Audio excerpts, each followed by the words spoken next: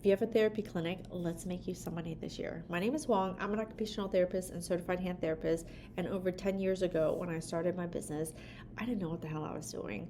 I was just hoping and praying for the best. I dove 2 feet in, and I was just like, people will send me their patients. The hardest thing that I had to wrap around my head around was like, people are not just willy-nilly going to send you patients. Your friends who say that they'll come to you or buy things from you or respect you and all that stuff, they don't always want to pay for your services. I promise. No matter how great or a friend they are, they don't want to, because they know you at a different level. So let's make you some money. That was number one. Number two, I had to make some, I had to take some risks, right? So the risk is your time or your money. Now, business requires both, right? It requires a certain amount of your time and a certain amount of money. When I first started, I was holding all the money as close to the chest as possible, because I guess, like, to a certain extent, when you're starting out, you feel this scarcity mindset, because you're just not sure when's the next time you're going to get that paycheck. Because I don't know about you, but I quit my job, so I didn't have a paycheck. I was relying on, like, my hard work and my husband's money. Let's be honest. I was like, dude, you're gonna need to step it up, because I need to make this shit work. So I did have to rely on, some sort of income. I think you can do it if you are not married. You just have to have a different path, right? Just a little tweak in that. But you got to spend your time, you got to spend your money. So wherever you don't have the money, you have to put in a certain amount of your time in order to do it. But I will tell you, the thing that really set me up to make more money was actually to spend more money. I know. You're like, but how am I going to do if I don't have any money? Well, sometimes it requires loans, and it could be a small loan. Sometimes it requires getting into a certain amount of debt. Like, credit card debt's not the best thing to do, but once you kind of use up your savings, you should have some savings, if possible.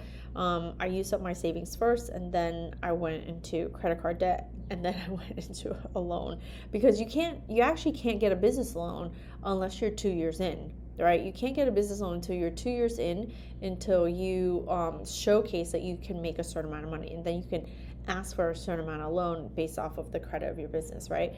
So you have to spend a certain amount of your own money. Now, I think that this is the hardest thing for therapists. I've seen it. I have seen it in people trying to do business. I've seen it in people who do side businesses that stay really small. And it's the idea of spending money, right? I don't know why it is. I'm sure it's in all career, like, fields. I don't think it's just our field, in terms of therapy. But I think that certain therapists have a scarcity mindset around it, due to just always constantly working in that insurance field, like just being inundated with insurance, always being told there isn't enough or nobody will pay. So then we have, like, this crazy mindset around it, plus all our own baggage. But I will tell you, the thing that really pushed me over the edge was spending money that I had earned from the first 2 years of doing business. Now, I could have just taken that money and set it in the bank and gone shopping and all that good stuff, but I didn't.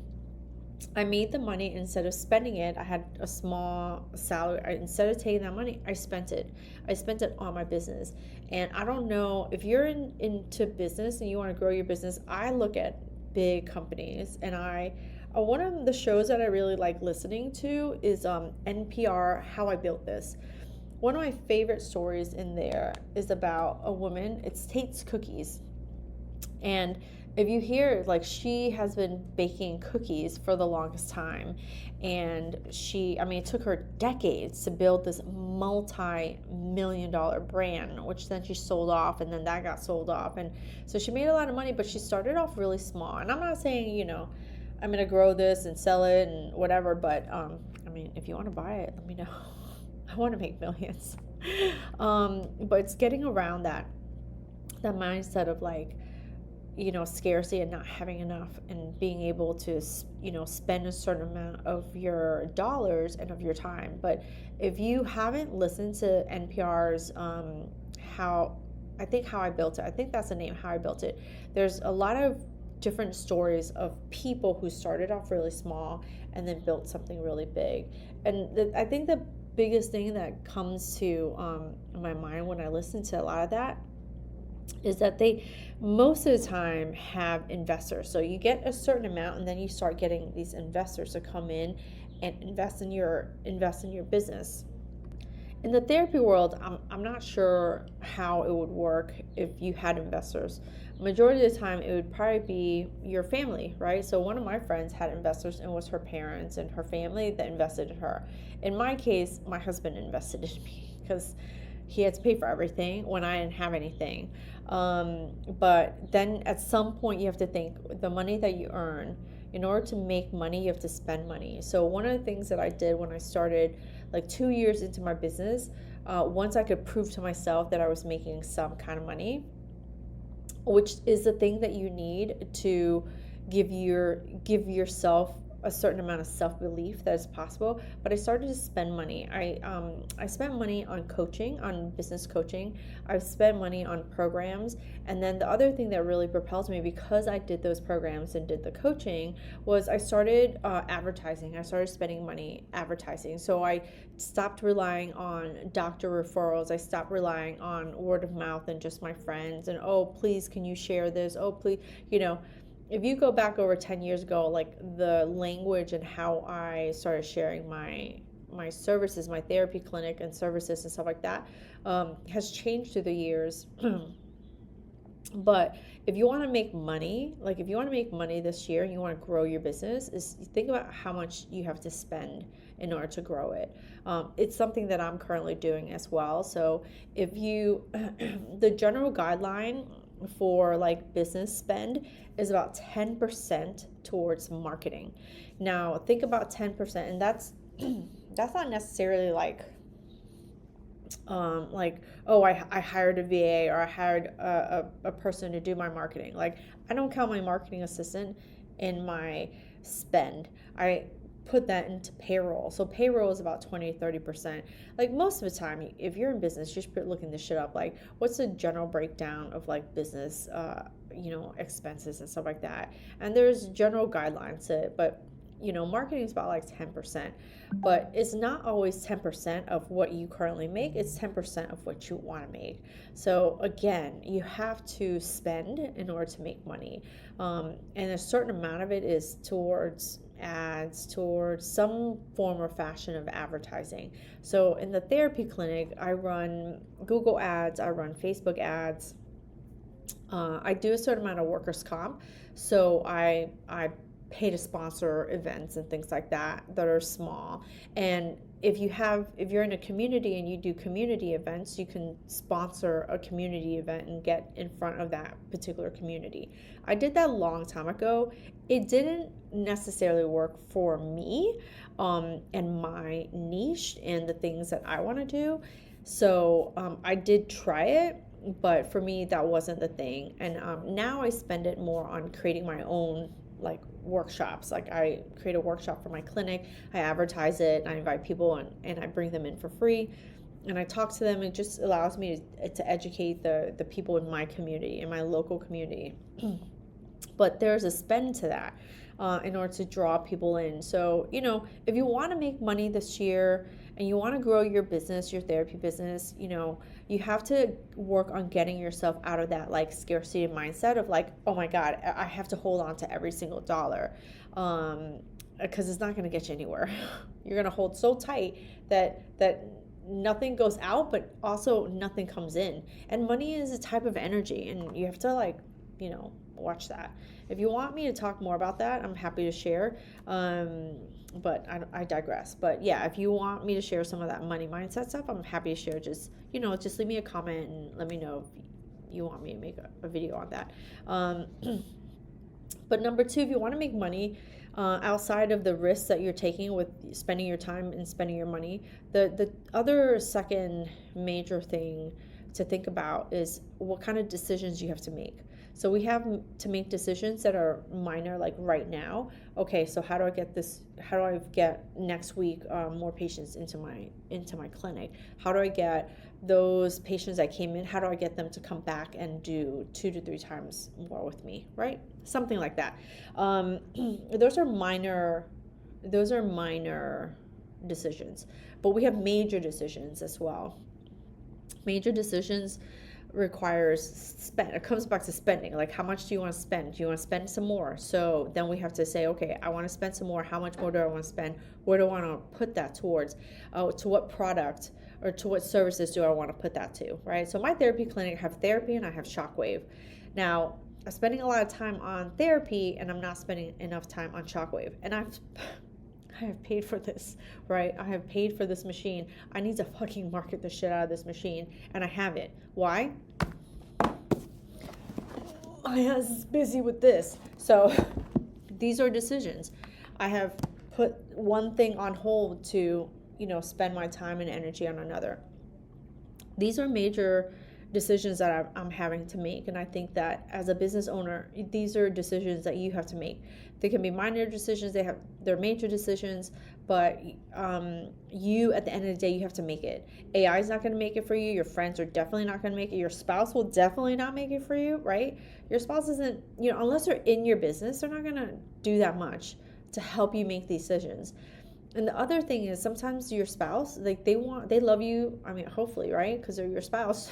They love you. They want to protect you, and they want to protect how the relationship is. So sometimes those decisions that you have to make, the advice from them is not always the best advice, because the best advice is to protect you versus to grow you, right? And that's just not because they're selfish. It's just natural human tendency to protect the person they love. So really think about getting outside resources to be able to help you make some major decisions. 2 years into my business, so it's been over 8 years, I've always retained some type and form or fashion of business coaching and things like that, just to make sure that I have someone that I can go and have an independent conversation with.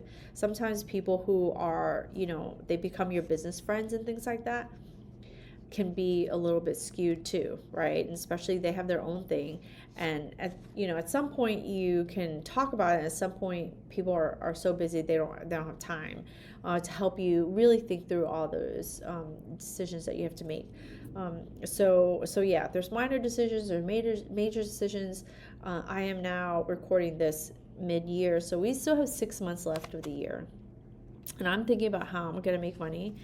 I joke with my staff all the time because it's payroll, and I'm like, it's payroll, it's rent, it's other major bills, and we have to bring the money in, we have to bring the revenue in order to be able to pay all these people and all the services that we've used. And then I want to get paid. I want to take some money home too, right? It would not be worth it for all my work, all my worry, to not also make money. But at the end of the day, I can't blame any of those people. I sit at the top tier, and I'm the one making a decision. I make a decision to keep them. I make a decision to hire them. I make a decision on marketing, and I make decisions on training people. So yeah, I mean, I'm pretty open with my staff about it. But we got to make some major decisions. This year was the first year we started to do workshops. And the workshops that we're doing for our community have been really successful. They have been successful in my eyes. I just wanted, I wanted to invite several people into the business. And then, but to be honest, like, it has just really grown my clinic. I have more cash patients this year than I've ever had before, in a very consistent way. And it's not just because I'm doing the workshop. The workshop is just one part of the puzzle. And now I have to think, okay, so for the next 6 months, where am I going to put my focus? Is it only going to be on therapy? Am I going to do some more stuff for Shockwave? How am I going to balance that out between, growing my clinic? And I don't want to even grow my clinic that much. I just want to keep it sustained, small growth, because I want to spend majority of my time doing things for Hand Therapy Secrets, and I want to promote the book that I just wrote. I have plans for other other books, other programs. I mean, like, my mind is like, there's a lot going on. But at the end of the day, I'm gonna make these decisions. I gotta back that shit up. I have to back that shit up. I have to back it up with action, and I have to back it up with money. You want to make money this year? We got to make some decisions, okay? Let's get on it. We got to make some decisions, and we got to spend some money so that we can make more money. Let me know if this video is helpful. I'm kind of just like talking, and I'm talking to myself because these are things that I'm saying to myself so that I can also remember what I need to do. So if this helps you, let me know. Click the like button, subscribe to the channel. But outside of the subscribing to the channel, get on my email list. I have one that's only for business. It's going to be below, and if you want to work with me personally, it's there too. All right, I'll see you next time.